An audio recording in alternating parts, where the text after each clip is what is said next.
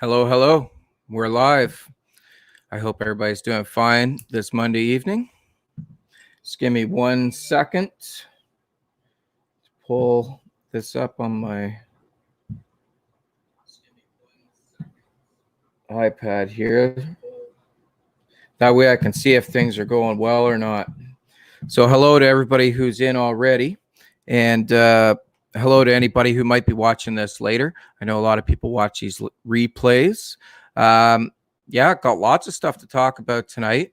Bit of marine stuff, bit of everything stuff. My very good friend Steve Langley is joining us tonight. He is audio only. So he's doing like a true podcast with us, and you guys get to look at my mug while we're doing that. So without any further ado, here's Steve. Hello, Steve. Hey, how's it going? Very good, very good. So you're live now. Have you ever done a live podcast? No, this would be the first one. Well, there you go. So you all may already know Steve because many people have watched the video. I produced a video quite a while ago now. How long ago was that, Steve? Like 6 months ago, maybe Yeah, 8 months probably. ago? Yeah, something like that. Anyways, it did extremely well. It's actually one of the best performing videos that I've had. And that was a tour of your room. So it's really cool to get you on the podcast as well. Yeah, good to be here. So what have you been up to? What do you got going on? Anything new in the fish room? Are you, got some plans going? What's happening? Well, at the moment, no, not really. With all this pandemic stuff going on, it's been trying to figure out how I can actually move things around without being able to go and visit places. Yeah, So it's just been kind of status quo for the last couple of months. just hunkering down. Yeah, yeah. I don't have space to keep breeding fish over and over and nowhere to get rid of them. So Yeah, I think a lot of people have had that problem. The other problem has been getting supplies to do any breeding or anything too, right? well, I buy online my supplies, so I didn't have that problem. Okay. I've had a hard time just with, if you're just in a rush and you need to just go grab something and it just you just can't do that anymore. You got to really plan ahead now. But Yeah, well, for as soon as the lockdown started, I went online and I ordered 3 giant bottles of methylene blue and four buckets of flake food, and so I'm stocked probably for the next 10 years. Yeah, you're styling. For everybody on here who doesn't know you or hasn't watched the video, why don't you let everybody just know a little bit what you keep? Well, the last couple of years it's been mostly angels and rams. Um, Last March, I got some Amica splendens. They took a few months to settle in, but then since then they've been popping babies like crazy. So I've got a lot of those that I can start getting rid of. Um, I have some nanolutes, but I think I ended up with 6 males instead of at least one female. So I have a tank full of fish that are just kind of fighting with each other and nothing going on. Oh, that's what are the odds of that? Yeah, I don't know, but so far I've had them for over a year and they're pretty much full grown. Um, Yeah, Most of though. them are long fins and bright colors, and Yeah, those are beautiful fish. I remember seeing those fish. Yeah, that wow, sucks. they're stunning to look at. But they're so hard to find that I have these 6 fish. I'm not sure what I'm going to be able to do with them. Yeah, I don't know. I guess maybe throw something out on Facebook or something. See if someone's got some females willing to trade for males. How are they? Are they like African cichlids where you basically want a harem, like one or two males to a lot of females, or do they pair off? No, they're Central American cichlids, so they're very much like all the other Central American pair. Spawn on the gravel or a rock or in a cave. Okay. Yeah, so you just need a pair is all you really needed, and you end up with Yeah. six males. Yeah, and I figured 6 would at least give me 1 pair, but it doesn't seem to have turned out that way. So were they auction fish or just a So private sale? there is a guy out in Ottawa that has them and has had them for many years. And he came down to Hamilton last May for the KOI convention, and he brought 6 of them with him. And I had Jeff pick them up and bring them back to me. Ah, so it's a long So, trip. I mean, technically, I could reach out to him and see if he's got any females, but then it's a 10-hour round trip to go pick them up. Yeah. Yeah, you kind of want to have another reason to go out to Ottawa as well. Yeah. Yeah. Yeah. Actually, I'm like, traveling at the moment is kind of out of the question too. So, yeah, you don't want to be going to people's houses. I'm a terrible host. Like, I didn't even say hi to people who came into the chat. Hello, Fishing Griffin Fish Room. Hello, Fish on a. Wow, I'm terrible tonight. Fishy on Tankix. Sandy and Josh. Hello, everybody. Thank you for joining us. Anyway, sorry, Steve, but I should be doing that. Yeah. And yeah, if you guys have any questions for Steve or I while we're chatting away, by all means, just ask and we'll get right to it. But yeah, like there's crazy things we do for fish though. Like I don't know if I'd do a 10-hour round trip for a couple of fish, but well, yeah, it wouldn't be the first time I've done that. But I made a trip out to just past Guelph a couple years back to get some orange endlers. that's Guelph. That's a different story. You can do Guelph and back in an afternoon. Yeah. You can't do Ottawa and back in an afternoon. No.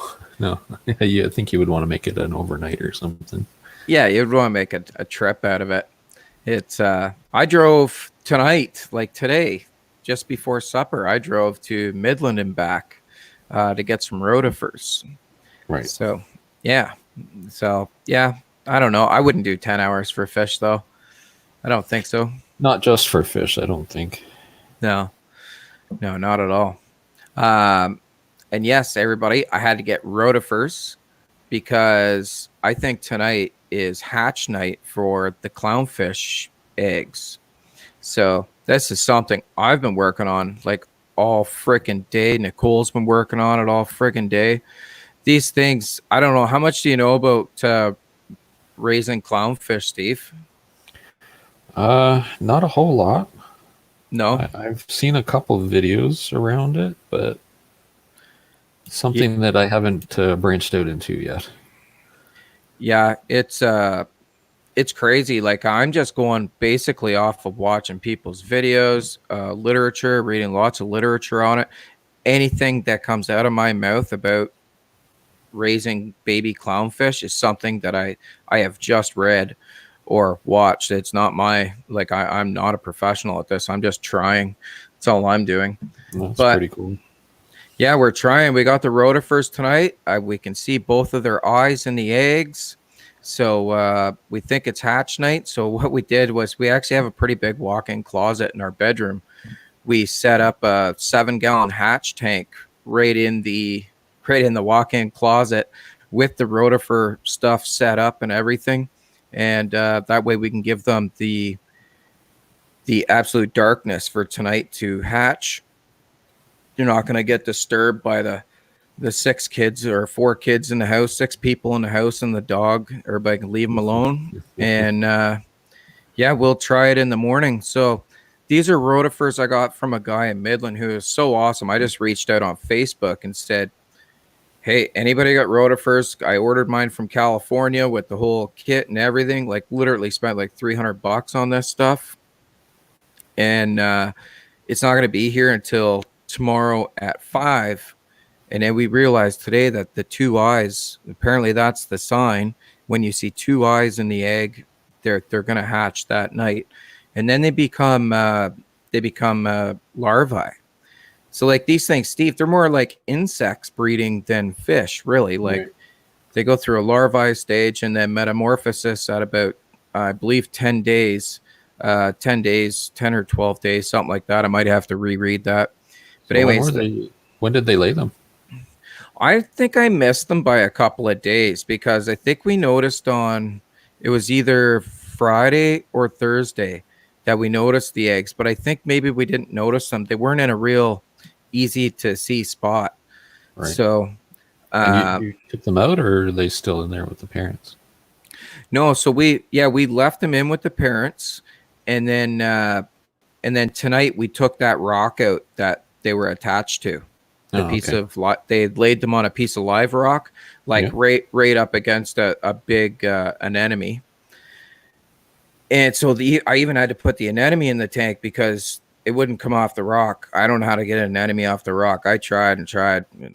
Yeah, it wasn't coming off. Yeah, I I'm not tried sure. like using a credit card to get under it, and believe me, it was ridiculous. So Right. so he's just in there with them, and so I took like half the rotifers I got.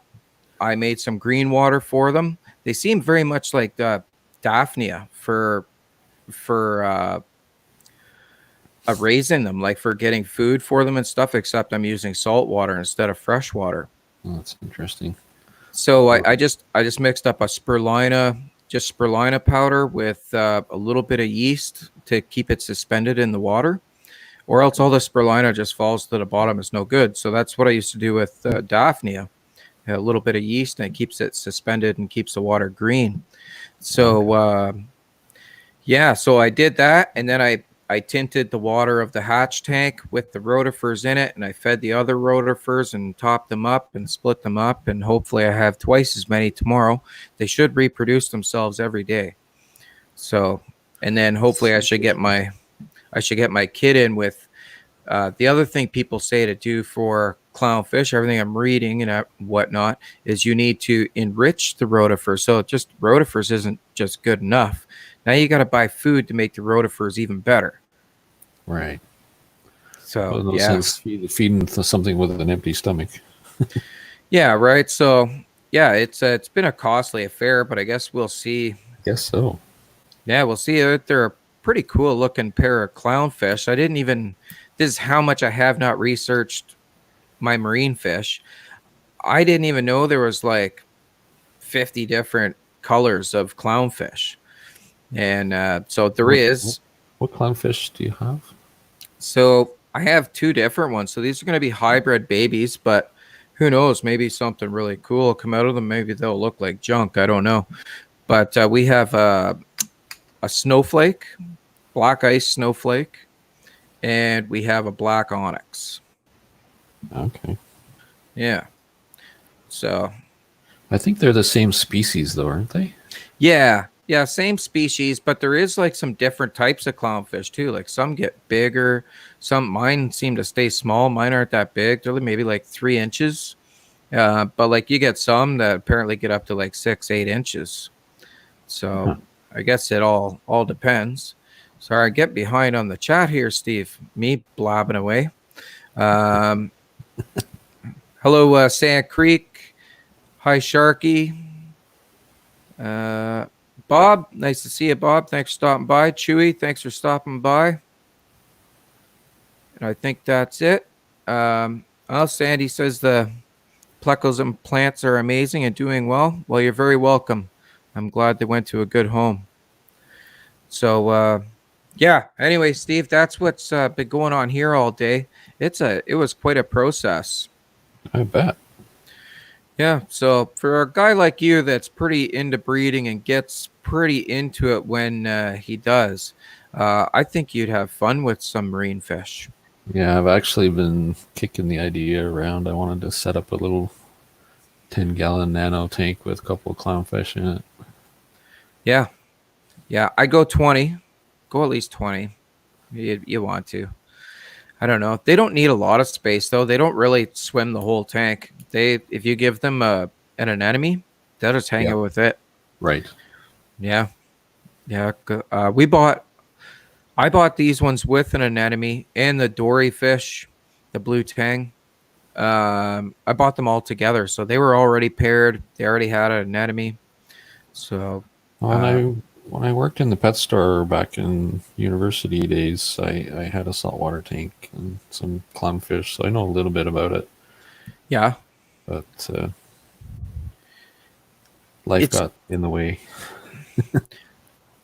you know what, Steve, for the kind of tanks that you already do, like you do a lot of planted tanks, you do a lot of tanks, but you do a lot of tanks that are like no maintenance too. So I don't know. I guess compared to Yeah, that, they would be it would be high maintenance, keeping your salt levels, evaporation, all that stuff going. Other than right. that, I don't find it a lot. It's expensive. Everything for it's expensive. Um, yeah, there's no a lot of the do-it-your stuff kind of stuff you can get away with. These are my comparisons, anyways. What I've learned going from freshwater to saltwater just recently is a lot of the do-it-yourself stuff that you could get away with freshwater, you just can't with saltwater.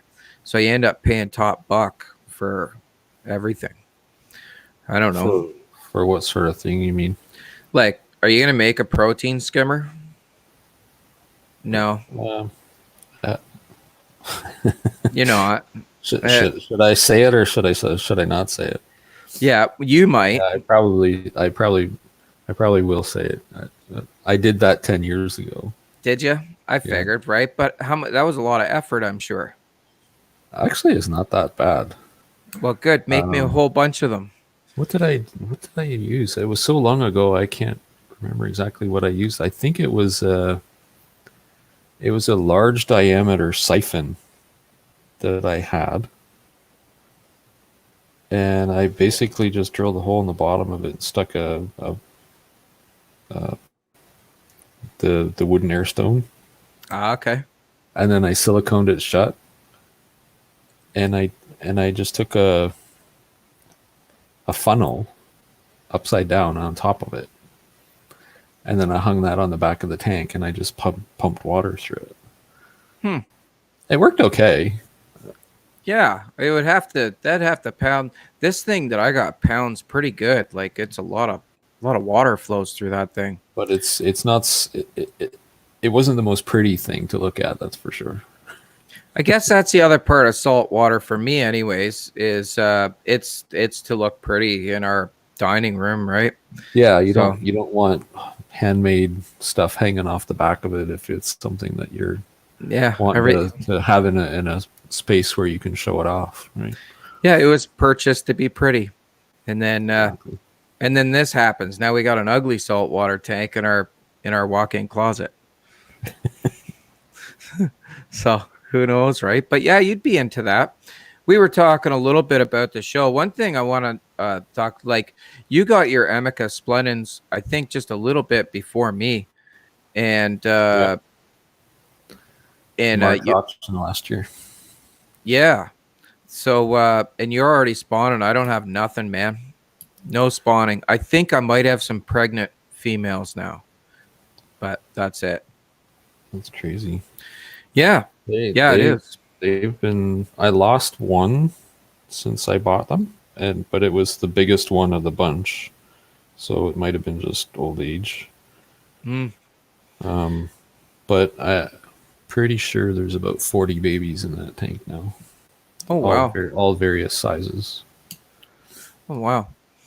Yeah, I got three at an auction, and I think they're duds. I think they're duds. I think they hate each other. They're never gonna breed or spawn.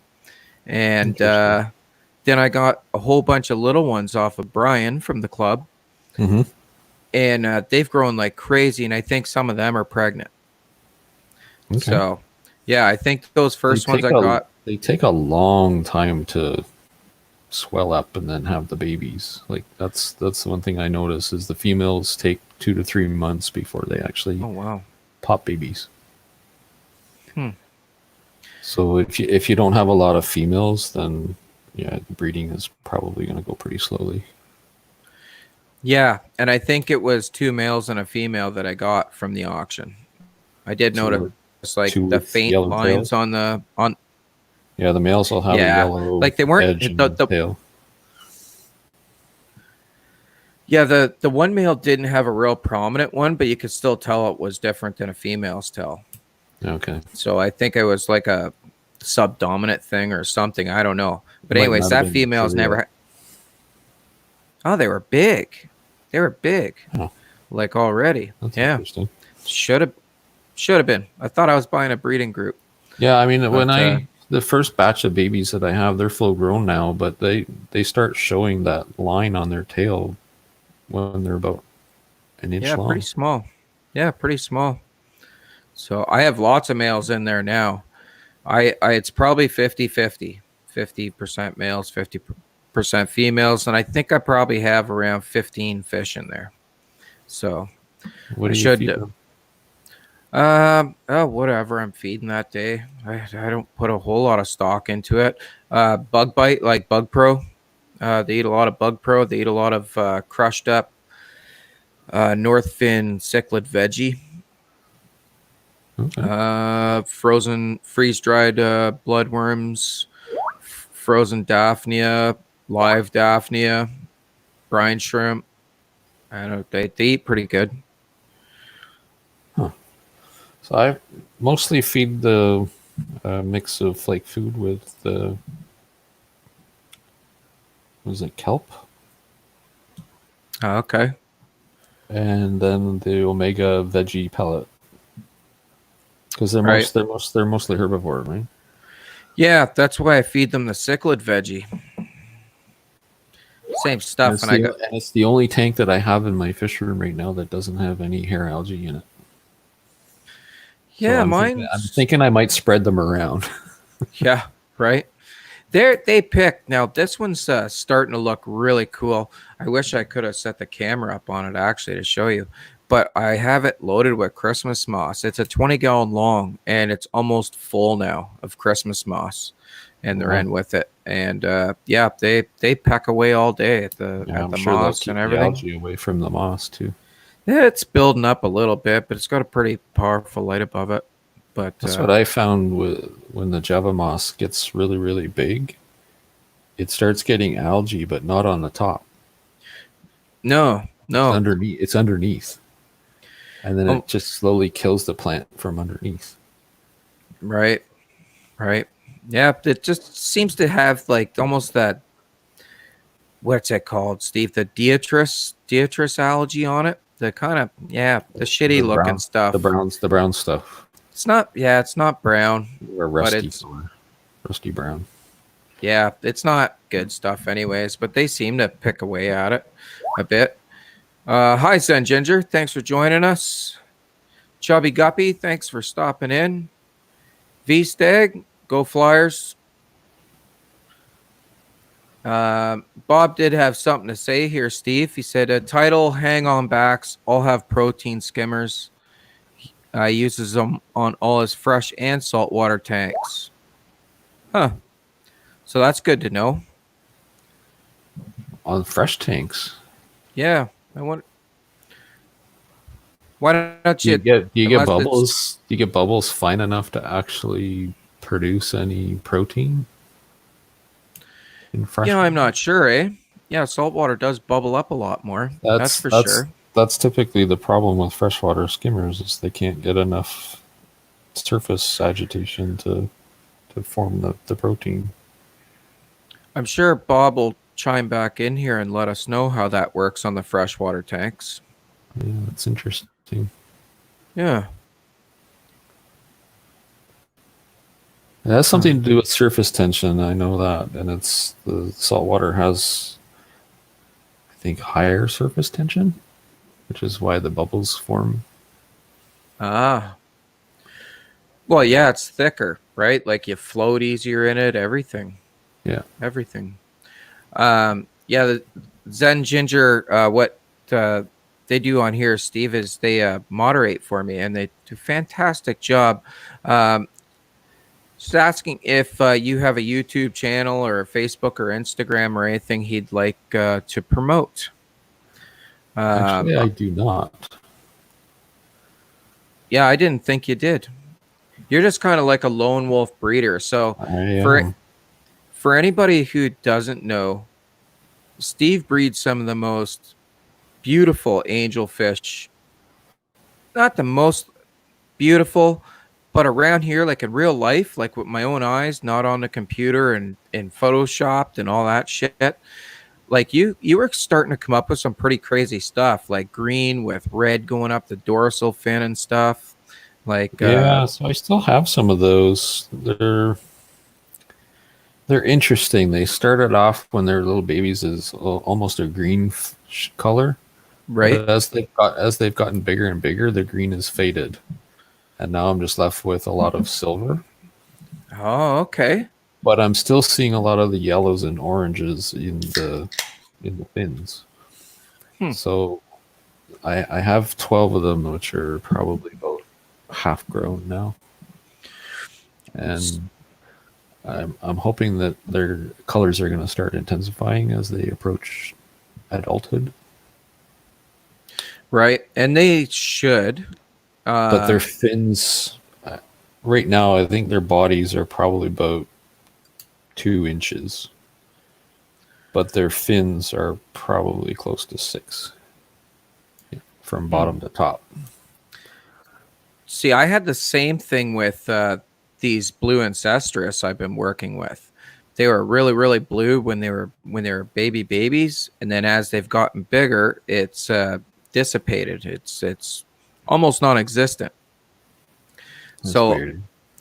yeah, I think so. I don't know what I'm hoping, anyways, is that when I breed the two most bluest ones I have back together again, I'm hoping maybe the next batch it'll be a little more prominent. Who knows how many more generations of line breeding I have to do to get this, but I Right. think that might be the same kind of thing with the angels. So if you raise them up, keep a few pairs, and breed your most dominant blue ones, and maybe the babies will be twice as good. Who knows? Maybe they'll suck. Yeah, Good. it might take a few generations to get some interesting colors going, but so far they I'm impressed with the finnage on them more than the colors at this point, because they're straight pointy tips and almost twice as long as the fish itself. Oh wow. Yeah, those will be sweet. Very sweet. Are you done with the rams altogether? Yeah, I don't have any rams left now. I had a few that I kept from a spawn a couple years back in my community tank, and they've just started passing away now. Oh, They're short-lived fish. They're like 2.5, 3 years, and they're done. oh wow. Yeah, I guess yeah, they start out really small, grow really fast, and don't live long, eh? Yeah, 2.5 to 3 years. You're lucky to get. Huh.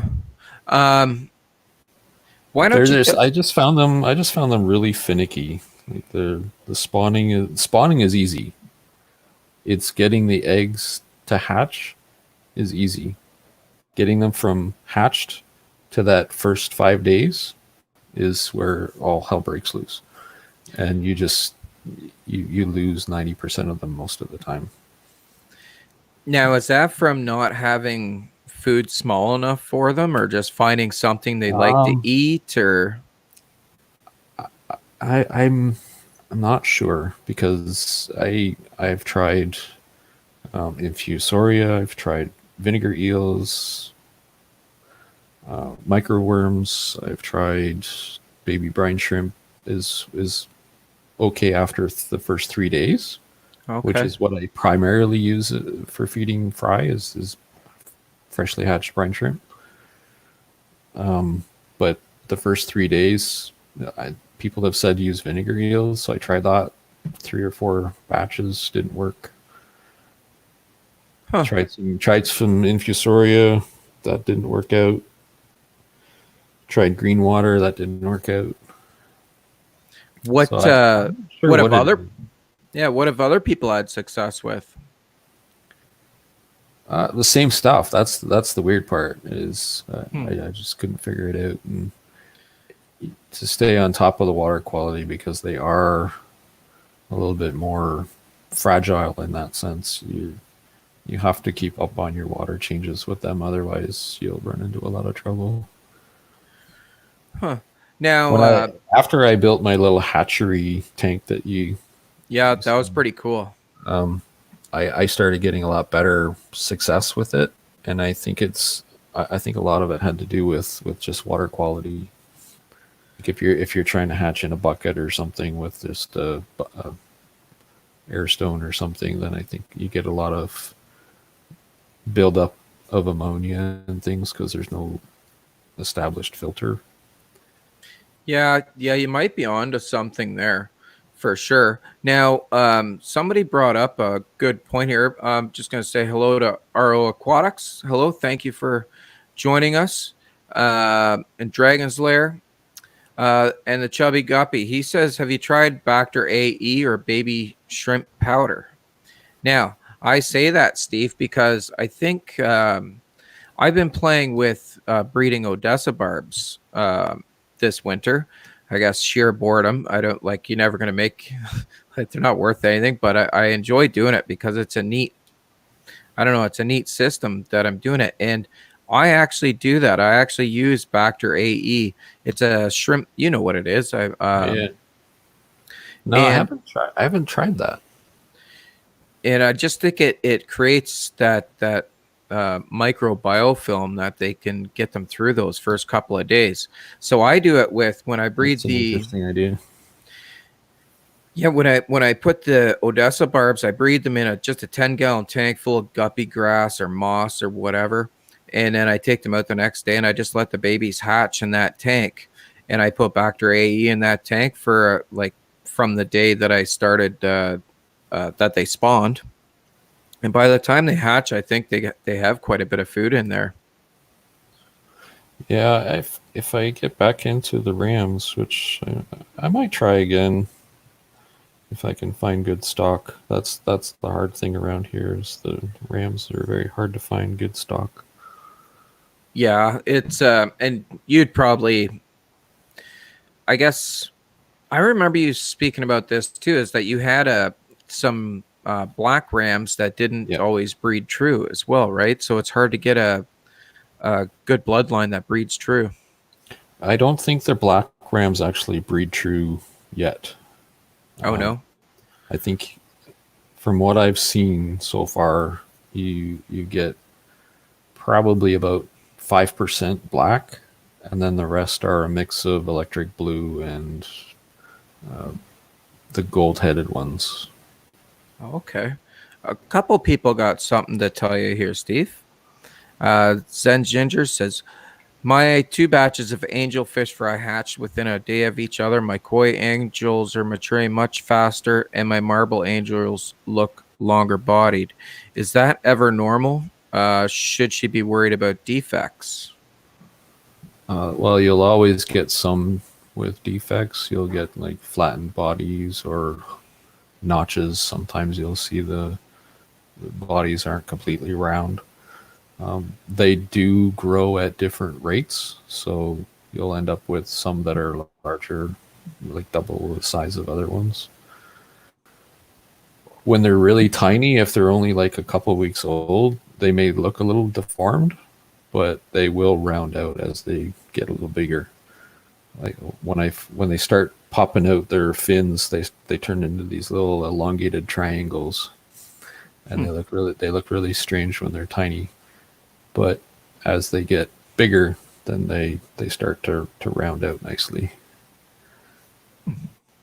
But because they're cichlids, you know this, they don't grow at the same rates. There's always some that stay smaller, and it's got something to do with their natural growth in the wild, because some of them will stay smaller until there's a spot for them to take over as their own, and other fish die off or move into different areas.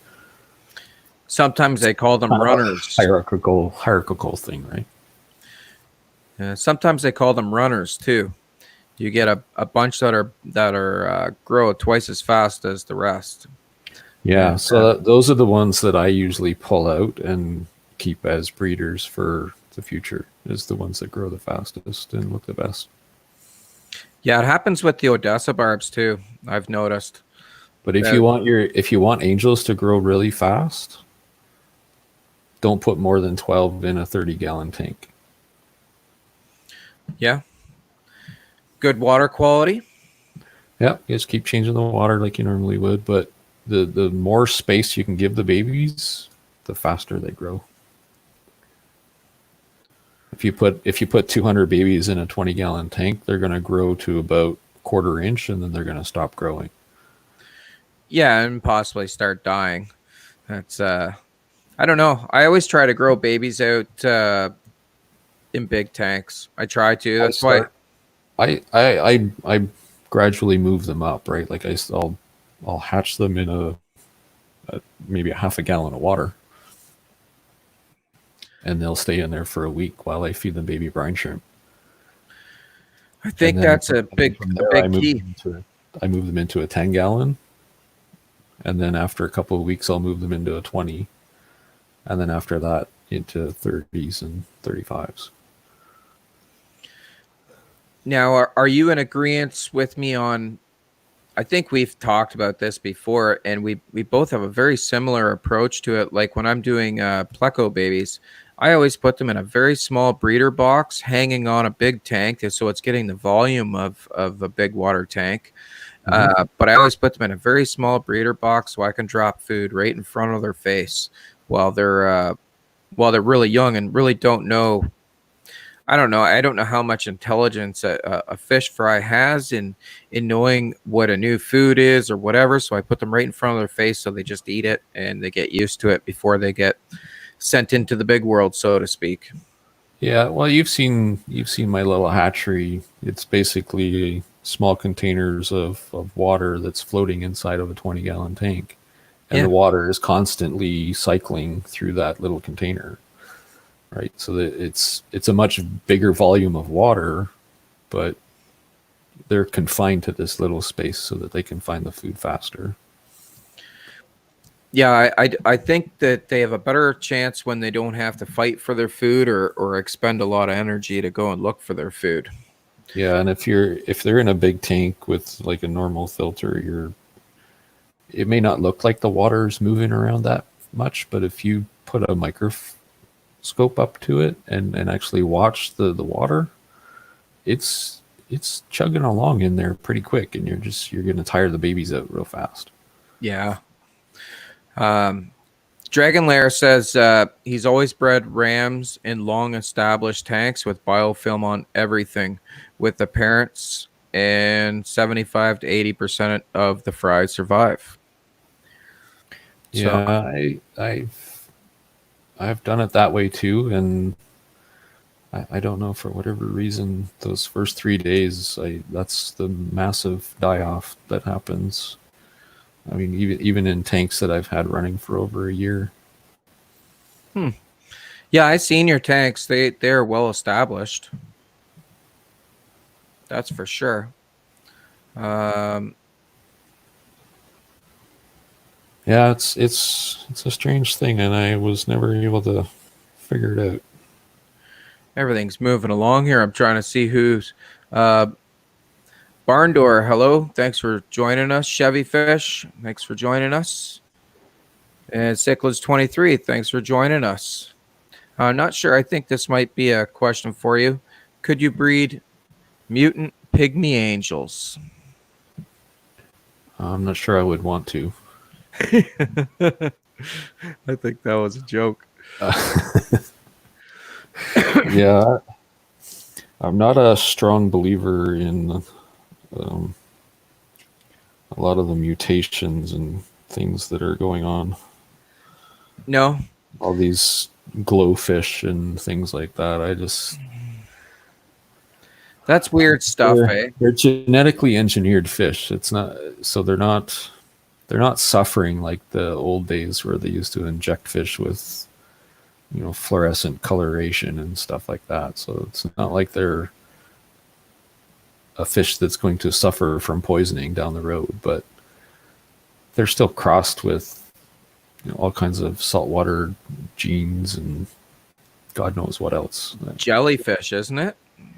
Yeah, like jellyfish and coral Wow. genes and all kinds of stuff they're trying to splice into the genetics. They do. I don't know. We had one live for a really long time. Really long time. It was one of the Glodanios. And yeah, he's passed away now, but he lived like 3 or 4 years.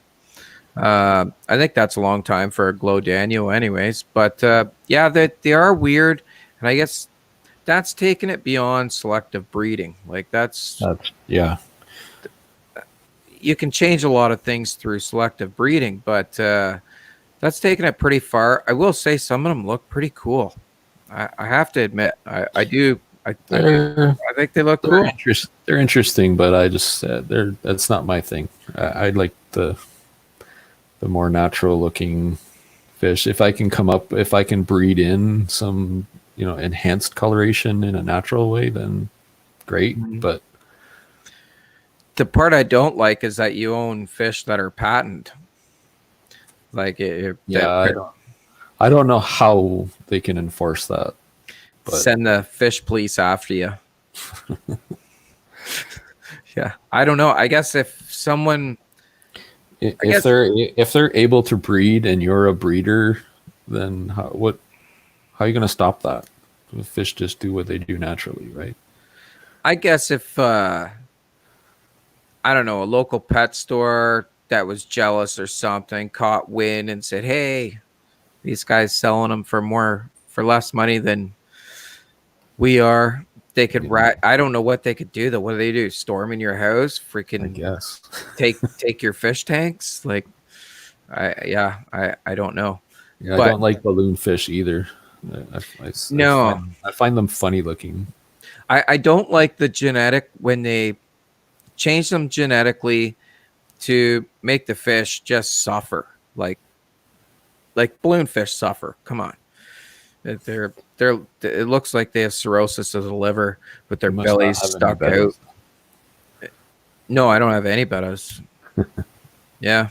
Why? That's a prime example of a fish that was never supposed to have fins that long. True enough. True enough. But there's fins and then there's body shape, right? You could say the same thing for any longfin ancestress. You think they had 6-inch fins in the wild? No way. They'd be dead. Right. So, but they seem to do okay in the fish tank still. But when you start changing the body so that the swim bladder's not in the right spot anymore and everything else, then I don't know. I think you've taken it too far then. Right. I don't know. I think those glow betas look pretty cool. I like the looks. I don't own any or anything. I haven't seen the glow discus yet, but apparently they are out there. See, and that's a pretty finicky fish to be messing around with. Like, I don't know.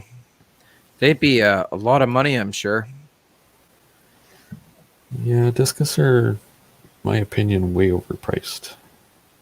You think so? There's enough breeders around that there shouldn't be that kind of a premium on them. Huh. There's thousands of fish out there every pet store. Yeah, but I guess if they're getting the price, right? I don't know. Well, yeah, that's the thing. They're an exclusive fish, so they're going to make people pay for them. Yeah, you got to pay to get in the club, don't you know? I guess so. Yeah. Hey, Jason from Fish Tropic. I see you joined us here. Welcome. We're just talking away. Now, why don't you tell everybody about that angelfish planted tank that you own that you don't even have a filter on? Oh, yeah, that's my 25-gallon tank. It's in my office. It's a little experiment that I've been playing around with for the last year and a half.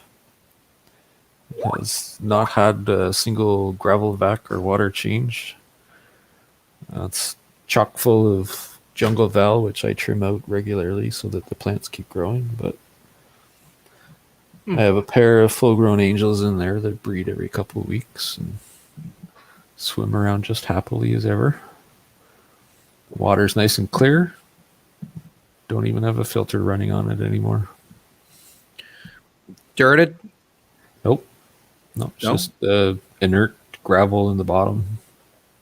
It's not even a great gravel for growing plants. It's pretty big gravel with lots of spaces in it. It's just aquarium gravel. Yeah. Yeah. And so no water changes, no filter. I just keep topping it up. They're happy in there. They're swimming around, active as ever. Any fertilizers for the plants or anything? Nothing. Nothing. Just light for 8 hours and feed them every day. So you're just going full Lucas Bretts on it. That's what you're doing. Yeah, we're trying it out. Yeah. And seems to be working so far. It's okay. The filter's been off for about 3 months now. Now, are you actually testing the water, Steve, or are you just looking at the fish and whatnot and the plant growth, or have you actually like looked and seen like if I actually have not tested the water either. No. It would be interesting. The water is perfectly clear. There's no sign of algae or anything. Okay. And, interesting. I have an Anubias Nana Petite in there that's probably about 6 inches long now. Not petite. The Nana Petite, whatever. Yeah, it's not petite anymore. No, well, the leaves are petite, but it's almost front to back on the tank now. And so that's no water changes, 1.5 years, no filter for 3 months. Yeah. And you feed the fish regularly, obviously. Yeah. So what do you attribute that to? Just a good balance? Well, it's definitely not overcrowded. There's only 2 fish in there. And there's a ton of plants. So, and I'm trimming plants, regularly. So, how the jungle valve grows like 12 feet long. Mm-hmm. So I just keep trimming off the ends of it. They use it to lay their eggs on. Yeah, do a test for me, just for my curiosity. Some point, shoot me a PM or a message with the results. Check it out, because I'm just curious. Like, where does it all go? If do the plants really take that much away? And I think for somebody like me and a lot of other aquarium hobbyists, I have a hard time in actually trusting that plants are taking a lot out, because there's no way to measure it. It's inconsistent. Plants won't eat the same amount every day. You know what I mean? Mm-hmm. It would be inconsistent. So it would be neat to see, because you could say that's balanced. If it's probably the same now as it was 3 months ago, like water parameters wise. So it'd be interesting to see if there's much ammonia or nitrates or anything. Yeah, Chevy, the babies usually hatch and they're swimming around in there for a couple of days before the parents are actually ready to spawn again. And then they usually disappear. But I have pulled babies out of there before.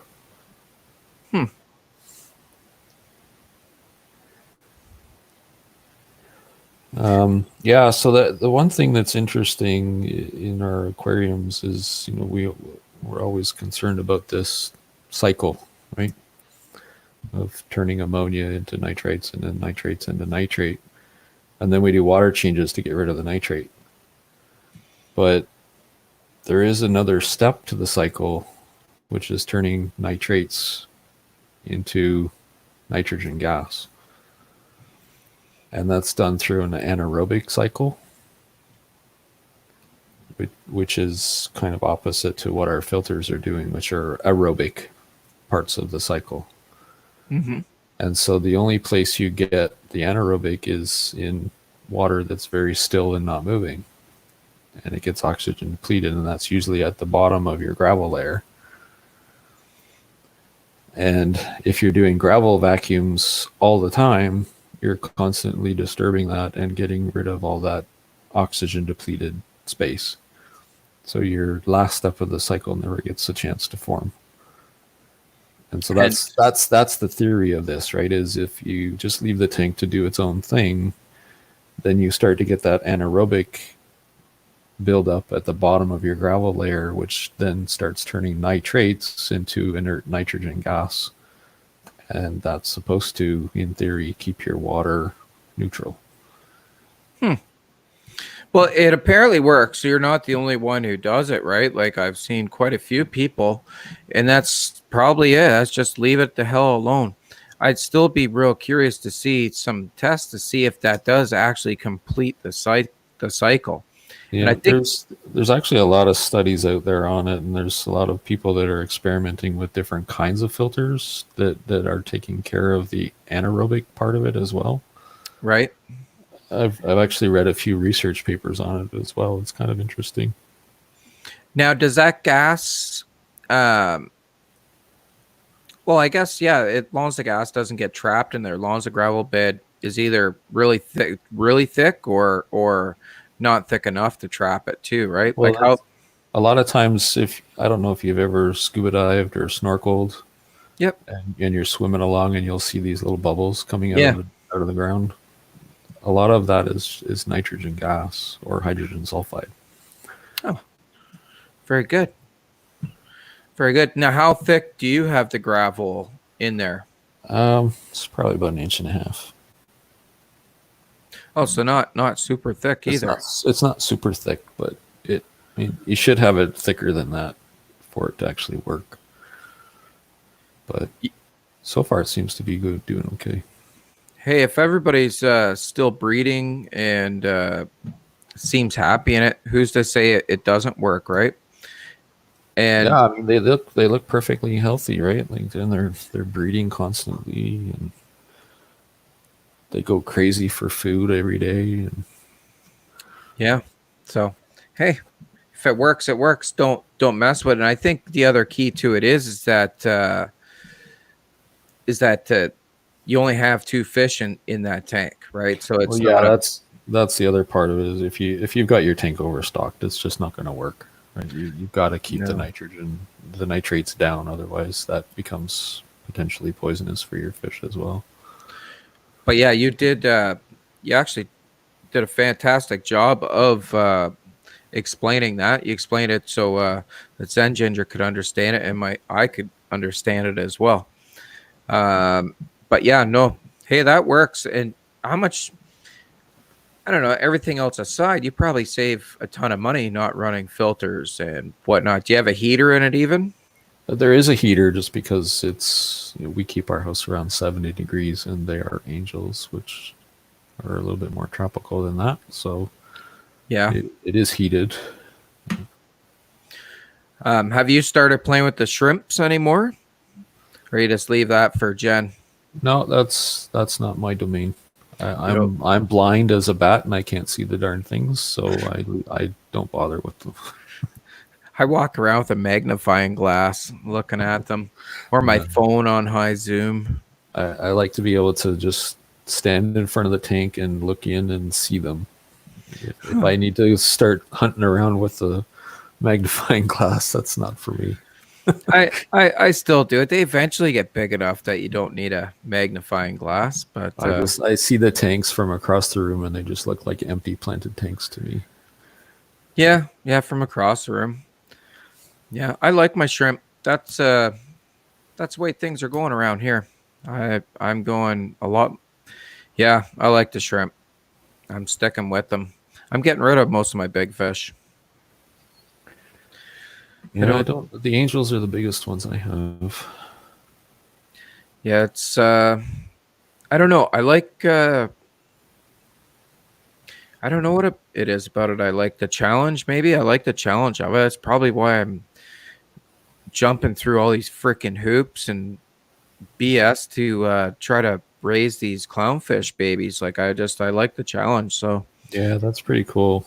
Um, that's what it is for me as well. It's the challenge of raising babies and seeing them grow and seeing the colors of forming. And yeah, just the different ways. Like Even I guess maybe saltwater stuff, they just use different terminology and they got to sound smarter and stuff because that's the way most saltwater people are. Not me. I'm a dumb salty, but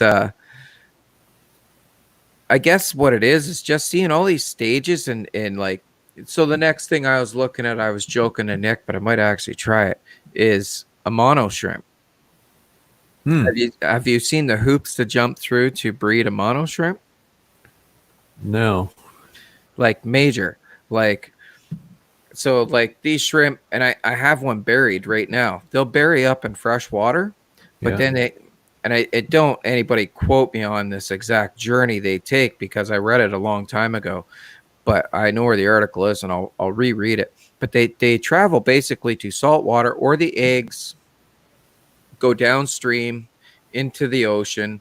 They get salty. They grow into little shrimplets, their metamorphosis and whatnot, and then they eventually work their way back to fresh water. So, Okay. so you have to recreate that to breed them, right? And Right. that's why I almost That's the same idea as was it the freshwater gobies? you got to The, brackish them up a bit. the Stiphodons or something like that. They Okay. live in rivers, but then when they spawn, the eggs wash out into the ocean, Okay. and then they hatch out there, and then they swim back up the river. Yeah. Yeah. I would imagine like my puffer. I have a puffer fish upstairs in my marine tank. I have a green spotted puffer that I converted to full marine. And full update for everybody. There was a few people actually that were a little bit skeptical and said, "No, no, no. Green spotted puffers are not marine puffers." Well, PD's doing freaking great. He loves life. He loves life every day. Follows me around for food. Gets along with everybody in the tank, Mm-hmm. and it's full marine. But they're the same thing. When they're young, they can pretty much tolerate fresh water, and then as they get older, they have to go to at least brackish, like fairly heavy brackish too. When I had my saltwater tank back in the college days, I actually had black mollies in my saltwater tank. Yeah, yeah. Some people offered me some advice that I did not take, but when I first fired up a marine tank, they said, "Oh, just go get some cheap mollies to cycle it," right?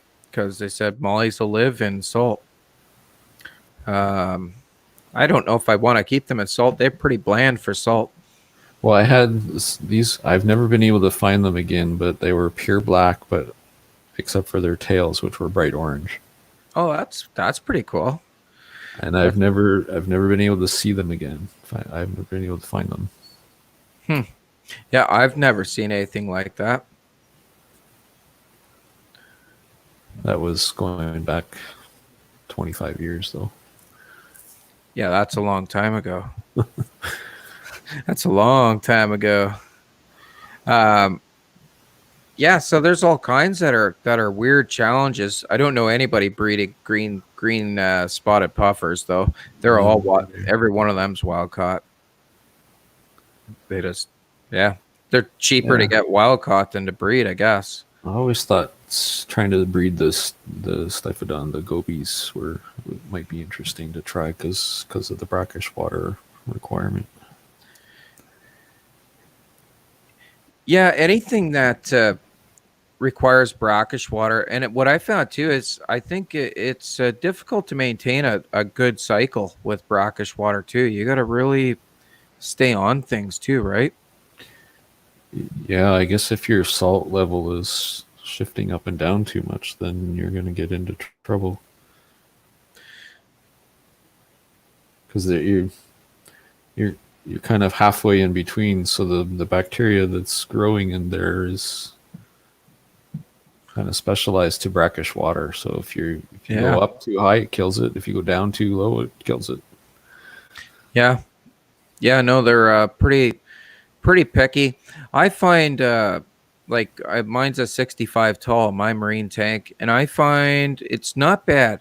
I got to do a weekly top up on it. Sometimes I have to adjust the salt levels a bit, but being a 65 gallon tank, I'm glad I started with a 65-gallon tank, because for mixing salt and everything, I can be a little bit off, and it's not a big deal when I'm doing a water change, right? Yeah. So I've noticed, like, when I set this like 7-gallon tank up for these baby clownfish, holy geez, I'm trying to get the salt just right, and I'm doing like 50% out of the 65-gallon tank and topping the rest up with fresh water, but I'm trying to get everything exact perfect, and it is Yep. so much harder in a smaller tank. Absolutely. Yeah, that I used to have seahorses in my tank, and because they have exoskeletons, if you didn't get that salt mix perfect, you can crack their shells open. Ah, Paul Menestas is working on some fancy seahorses right now. He's trying to breed. He actually went on this order with me to read mariculture. Okay. So yeah, he's got some crazy seahorses, and he's got to get for them. He has to get the S type rotifers. Apparently, they're way smaller and way more expensive. For the babies, I guess. Yeah, yeah. So I guess he's been having a hard time getting any kind of food that they'll readily take. But Well, they're really picky. Eh? They don't really go for manufactured foods. If it's not moving, they don't even bother with it. yeah, it's got to pretty much swim in their mouths, I guess. Really, like They're like lizards. If their food isn't alive and moving, they don't think it's food. right.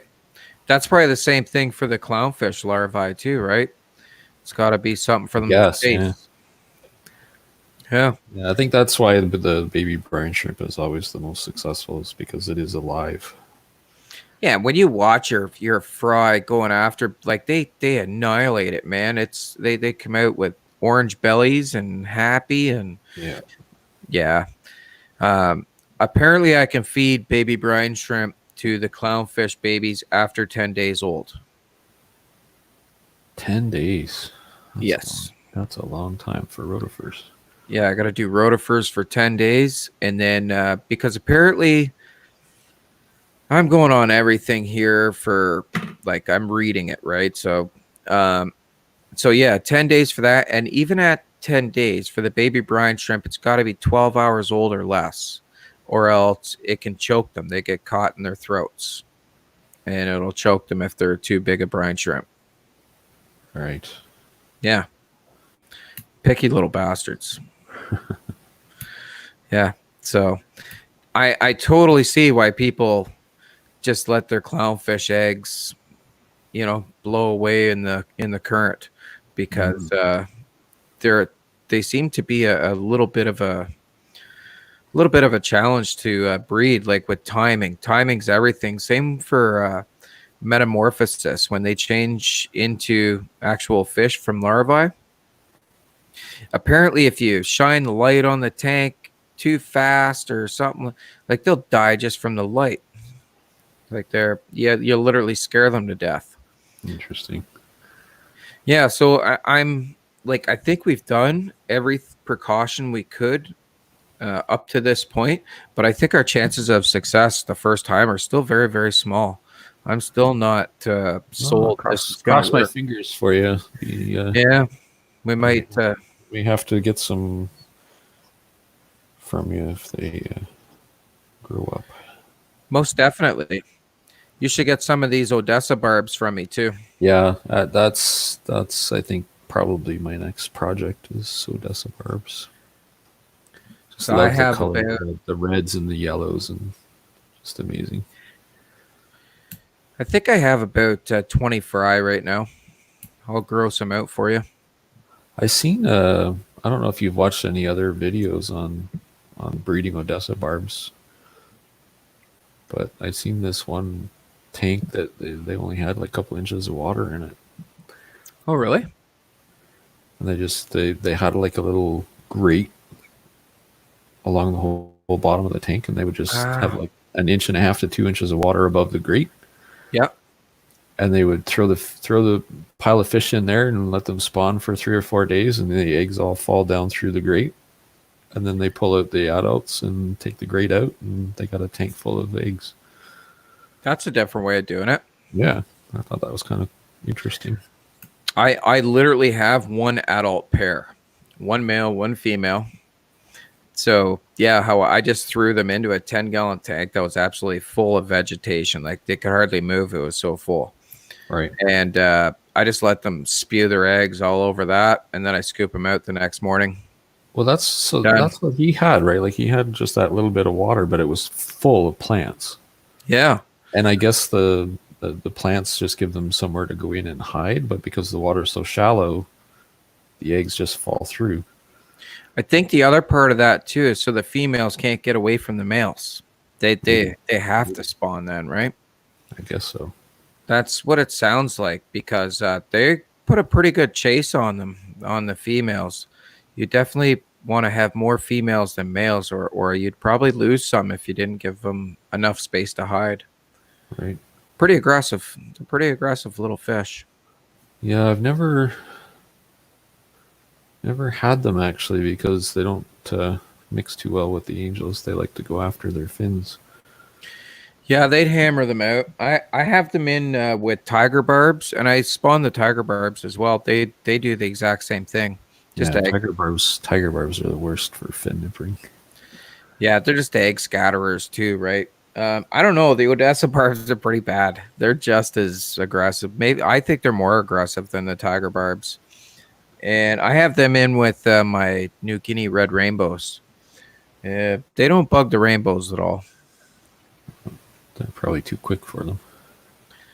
Not really. They just they're big too. Like they're big rainbows. They're 4 to 5 inch rainbows. So they don't bug them too much. That's good. That's something you would maybe get into. I would think is maybe rainbows. That's a whole different way of spawning. Yeah, I don't care for the shape of them. They look kind of strange to me. Yeah, they do definitely have a strange body type. Nicole doesn't like them either. She thinks they got strange bodies too. The dwarf ones I don't mind. Yeah. What about some of these? I need you to start breeding some cool fish so then I can get them off of you after, right?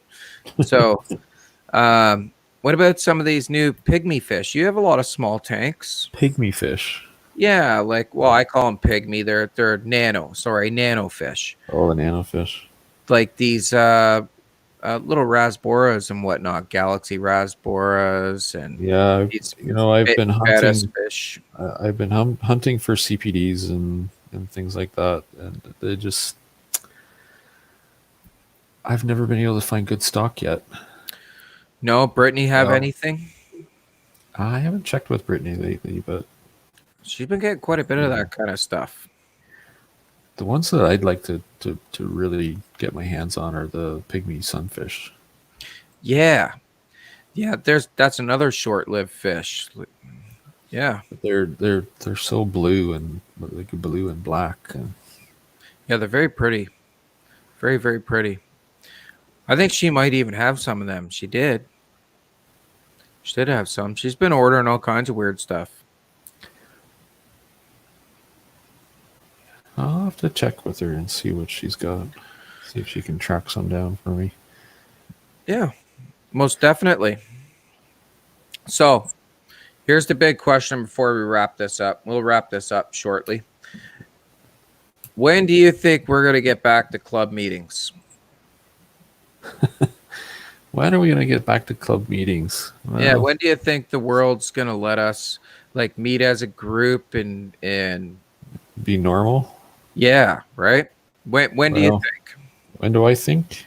Yeah. Scientists, well, not the scientists, but the politicians and everybody will make you think that it's 12 months to 18 months away for a vaccine, but there's no guarantee in that. I mean, no. There's viruses out there that have been out there for decades and still don't have a vaccine for. So yeah, I think this is just one of those things that is going to drag on forever, and we have to learn to deal with it. Do you So do you think that's going to be like nothing, no meetings for a long time? Is that, Well, definitely not this year, was my yeah? guess. Hmm. That'll really suck. That'll really suck. But Yeah, I think a lot of things like that, and even I mean, at least in our area, the club meetings are very small attendance, right? yeah, Even though we're a fairly big city, I think you'll see a lot better attendance if it was an actual online thing like this. yeah, yeah. It would.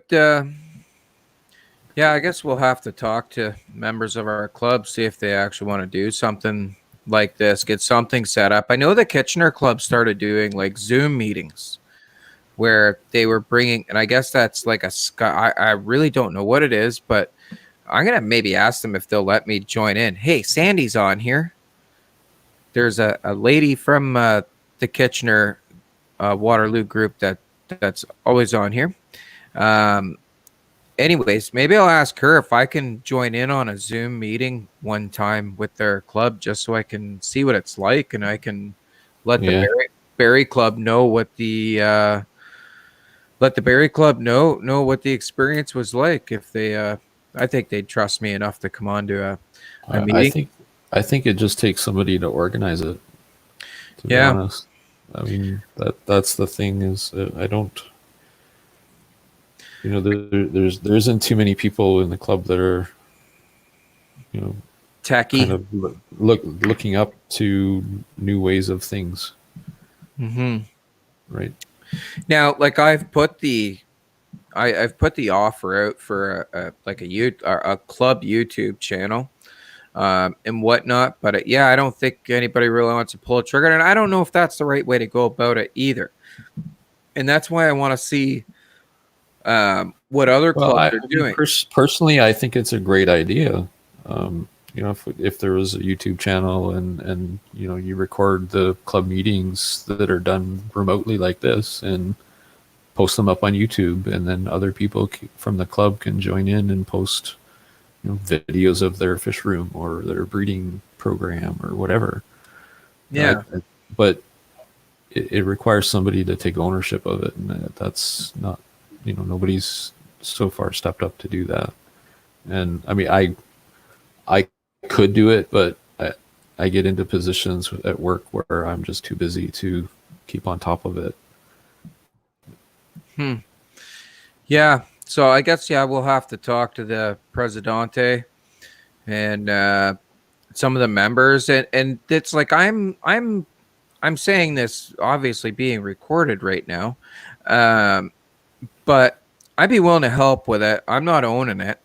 I'm not owning it. I got my own channel to own and whatnot. Yeah, exactly. But I think the club, I think the club would benefit it, and I'm more than willing to help. I've actually already made the YouTube channel for the club, Right. but I think we'd have to find like a different kind of platform.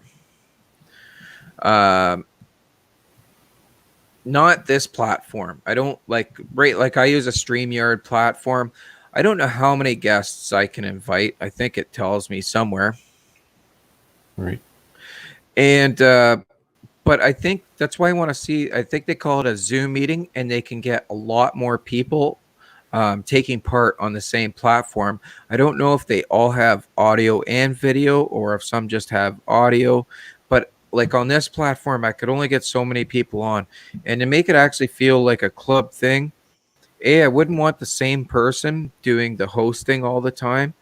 I wouldn't want to, and I'd like to see a few different faces on it, or at least voices, right? Right. So it'd be neat to see the different platforms and what's working with other clubs. And Well, if it, I haven't tried Zoom, but as far as I know, it's basically a meeting kind of program where you have 100 people join in, and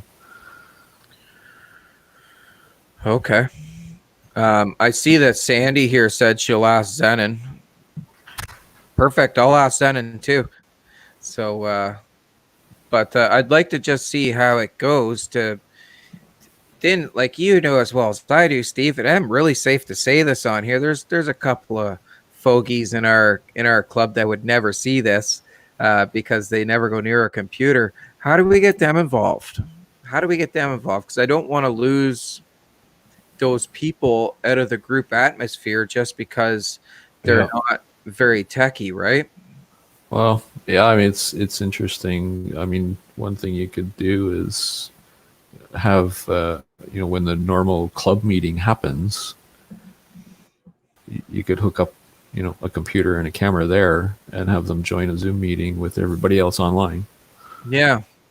Right. Yeah. So then you're still having the monthly meeting with people in the room, but also with people online. Ah, yeah, I guess so.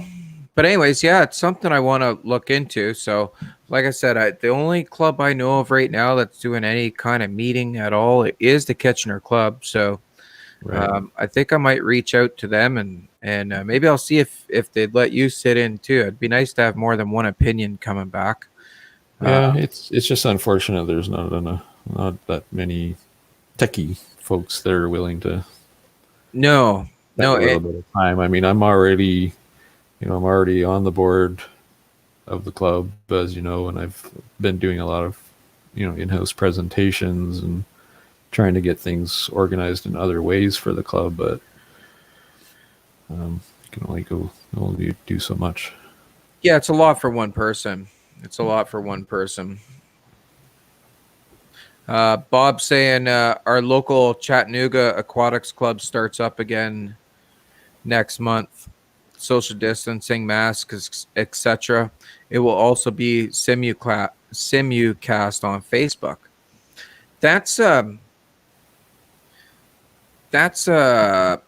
something I wanted to do too, right? When we'd have, let's say, in club speakers and whatnot going on. I get it that some speakers who charge for their services and whatnot, and they have something they've worked on and put a lot of effort into to be a talk. Don't want it videoed at all, but there's many talks that we could have that we could video in when we get back to regular club meetings and throw them up for YouTube references. I just like the wealth of knowledge there, right? Mm-hmm. So there's all kinds that could be done. And I know one issue with the club was, well, how do we promote a little bit of finance out of it, whatnot? Well, if the club is successful and there's good information on the club and there's value, I always say this: if you find value on YouTube or whatever, then it'll make money on its own. You don't have to worry about that. I don't make any money on YouTube, but who knows? There's a lot of people that do.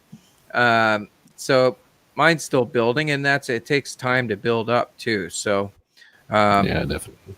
there might be some financial gain for the club there as well, but it would be nice just to see the club have a presence in the virtual world. Yeah, there's been some attempts at getting it done, but I don't know. It just seems like the people that get put in that position just kind of float away. Yeah, maybe overwhelming and lack of support too, right? Yeah, maybe. Yeah. I have no idea. I've been trying to do my part and building up the auction program and getting that running nice and smooth and doing some presentations for the club. And You did. Was it not? Yeah, it was you. You did a program for the club for their auctions, did you not? yeah, Yeah. I built out auction software for the club. Right. Like, what club has somebody that can build auction software? Exactly. You're busy. Bob was saying invite them over to watch with me.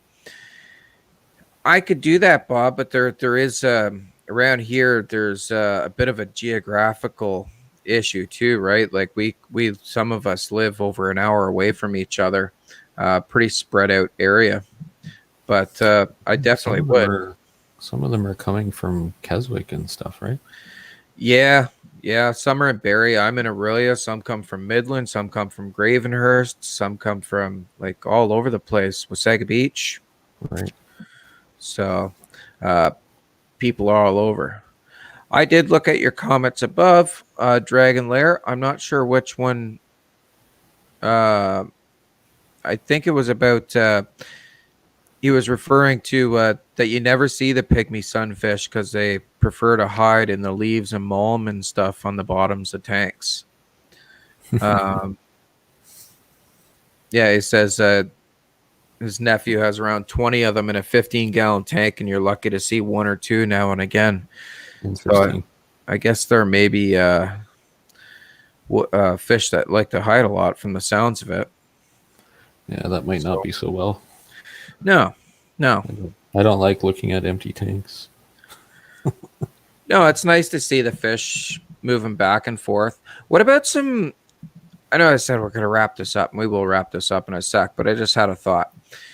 Why don't you get into something like see if you can find some more rare live bears, like something rarer than the splenins? I'm sure. Yeah, the last meeting that we had, Brittany brought in some really colorful live bears that I've never seen before. But she brought them in for Brian, so I wasn't able to buy them from her. Yeah, maybe get on the horn with her, see if you can get some more, because that would be neat to see. Like, I'm sorry to all the guppy people out there. I do still own guppies too, but I'm sick of guppies. I'm so sick of guppies. I'm sick of seeing people's guppies. I'm sick of owning guppies. Guppies are amazing to look at. The problem They is are. they just overpopulate themselves and then they die off and start looking horrible. And everybody's got them right now. Yeah, it's true. Everyone has them. So I'd like to see like some other cool live bears. Maybe even like cool platies and stuff. Do you ever see anybody make cool platies? Yeah, that I was I don't know. considering actually transitioning a few of my Endler tanks over to doing some platies and swordtails and things because I've never actually kept them. I always look at them and I think, oh, they're so colorful and they'd probably be really nice, and then I never buy them. I always move on to something different. The guppies, I think it's partly because of the guppies. It's another live bear that's going to overpopulate my tank, and what do I do with them? Yeah, I guess, but yeah, maybe we need to find some. Like I like the Amica splenins, but they do kind of lack color. They do lack a bit of color. Like they're not real flashy. No, they're not. The male's got some white on the tail. Other than that, they're really a bit of a, I don't know. They're a bit of a plain fish. Yeah, they have that speckling on the side, but unless you catch it at the right angle, they just look like silverfish. Yeah, they're always moving. They're very, very active, but Ken. Yeah, I see Ken there. Hi, Ken. Thanks for joining us. And Nikki Dawn.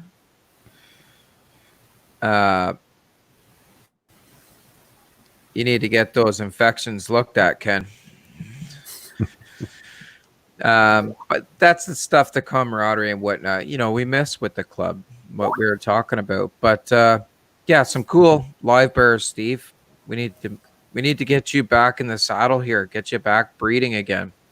Well, it's been mostly just I don't have that much space at the moment because I got a lot of breeder angels and I got very limited ways of getting rid of them, and meetings are not happening, so that makes it even more limited. So I just said I'm going to stop breeding until things come to some sense of normalcy, and then we'll look at it and see where I'm going to go with it. Yeah, and I can always help you get rid of angels too, because I have 3 breeding pairs of marbles. If you know anybody that's looking for breeding pairs, send me pictures. I have 4 pairs because I have this one pair behind me in my no maintenance tank. Send me some pictures, and I will catalog them on my website for you. Sure, I can do that. Yeah. So I did a thing this past week, Steve, is I did deliveries. I did a delivery route from Aurelia to the GTA over to Kitchener Waterloo. You know, I seen you posted that on Facebook. Yeah, I posted everywhere Yeah. I could, right? Because I was trying to make a Uh-oh. run of this thing. I was like, shit, if I only get one delivery, I'm gonna be really mad, right? If I have to drive to Kitchener for one delivery because Right. nobody wanted my stupid service. Right. But the yeah, it was great. It was great. I think people really appreciated having. And I won't just deliver my stuff. I'm going to deliver Brittany's stuff. I'll deliver your stuff. I don't care whose it is. I'll deliver fish related products, right? So Right. yeah, I did it, and people jumped all over it. It worked out really great. I got lots of fish out to lots of people, and Awesome. yeah, I think for the first week of doing it, it was a very big success. So I think a lot of people are going to take advantage of that again. So again, I can help you sell your angels if you like, because we can drive them right to someone's front door. It's awesome. Yeah, so it was something I wanted to try while my work was down and whatnot. And yeah, so far so good. I think I'm going to have to change the date to Saturdays eventually, because apparently I'm allowed to go back to work now. So Oh, that's good news. yeah, so that's going to be coming up. So yeah, there's Sandy. I delivered to Sandy in Kitchener.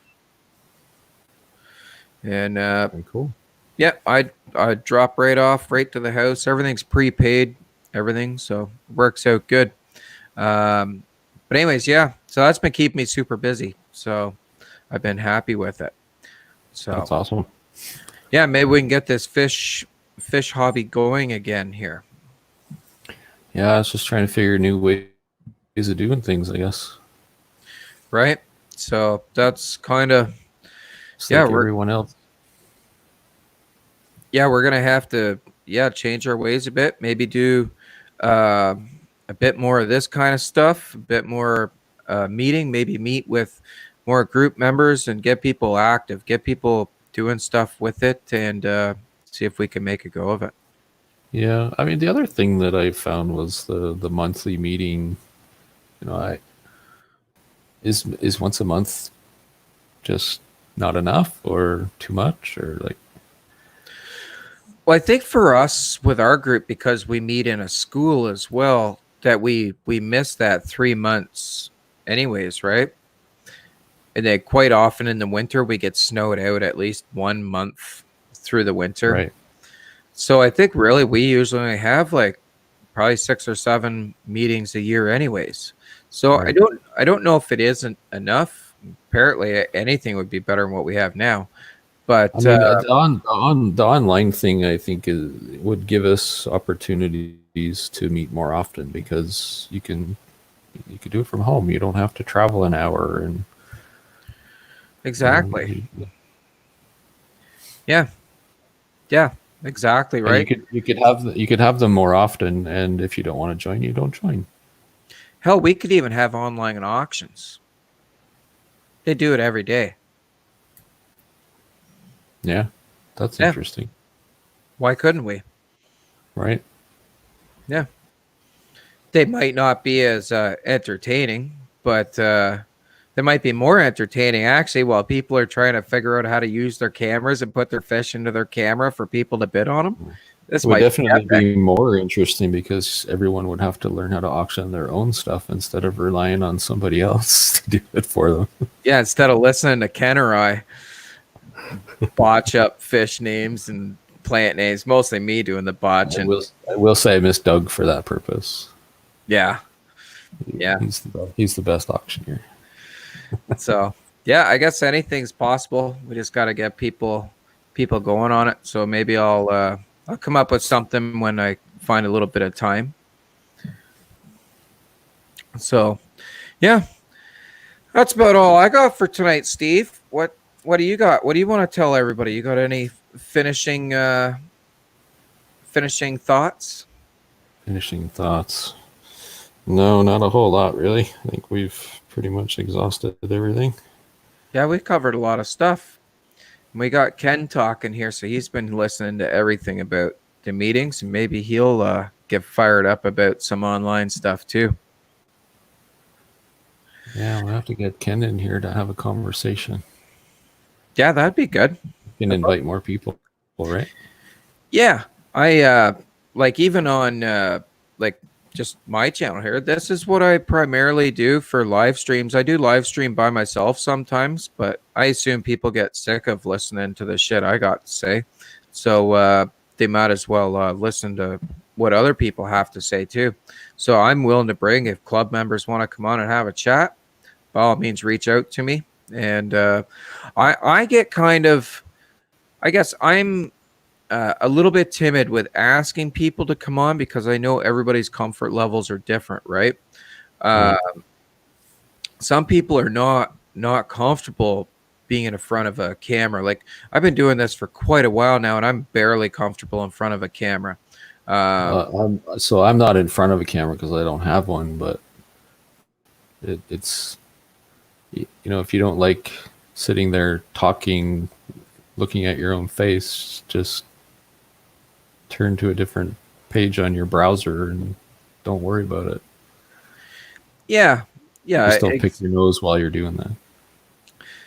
No, yeah, you gotta watch a few things you do when you're on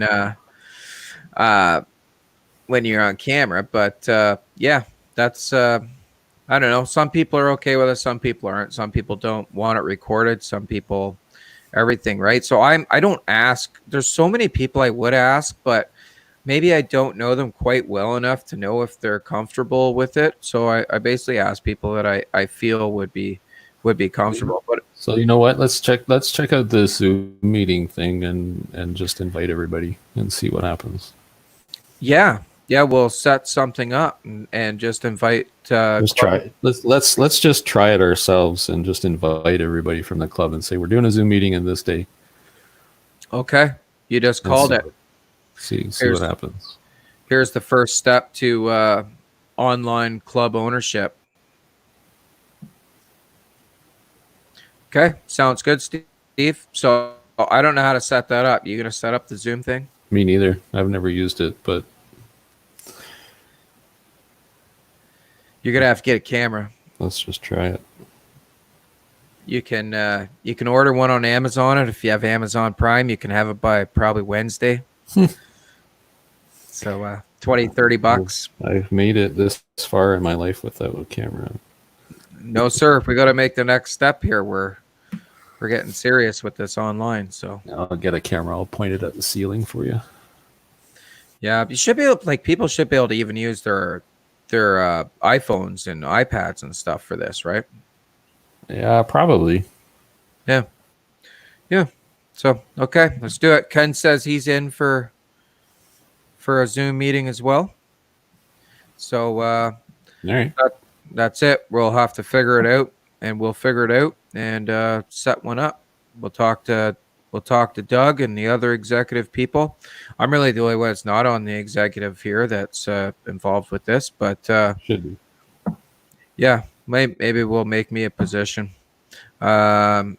And yeah, let's give it a try at least. We'll get everybody at least talking to each other on a Zoom meeting and let everybody voice their opinions and whatnot on, I guess on whether they want to do it or they don't want to do it or whatever, or how they want to go ahead. At this point, you know, I haven't seen any movement from the executives, so let's just post a meeting on Facebook saying we're going to host a meeting this day. Come and join. Okay. I'll talk to you off air about it. Yeah. And we'll just do it. Yeah, we tried a media director before, but didn't work out too well. No, I don't know. They could just call me, I don't know, the loudmouth position. I don't know. I don't know. That's probably what it would be made up to. But anyways, I'm willing to help out with it. So we will All right, cool. go from there, sir. Sounds All right. good. I got to, I guess, leave my clownfish alone for the night. It's going to be weird not playing with that stuff today. It's what I've done all day. I'm going to have a hard time not opening that closet I'll door be tonight. interested to hear what happens tomorrow. Yeah, I've taken lots of footage too, right? So I've tried to anyways. I've taken a bit of footage on what I've done so far. So I don't know if there will be any footage for tomorrow morning because I'll be so careful going in there to see if they actually hatched or not. So Right. yeah. Anyways, my friend, thank you very much All right. for coming on. It's Nope. been a pleasure Yeah, no as problem. always. Thank you. And yeah, that's it. Thank you everybody for watching. That's a wrap for tonight. Stay safe and happy fish keeping, everybody. Take care. Bye-bye.